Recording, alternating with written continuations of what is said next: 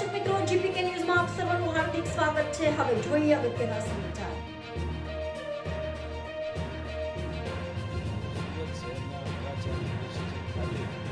યુએસડીટીમાં રોકાણ કરાવી અને નાણાં આપવાની વિશ્વાસમાં લઈ અને છેતરપિંડી કરવા અંગેની ફરિયાદ વરાછા પોલીસ સ્ટેશનમાં કરવામાં આવેલી છે।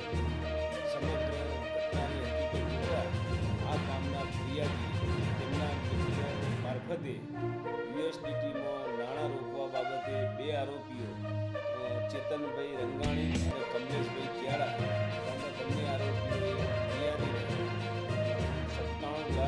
57,66,540 રૂપિયા યુએસડીટીમાં રોકાણ કરી અને ગમે ત્યારે પૈસા પાછા મળી જશે તેમ કહી અને આંગળીયા થ્રુ પેમેન્ટ મેળવી અને યુએસડીટીના નાણાં જે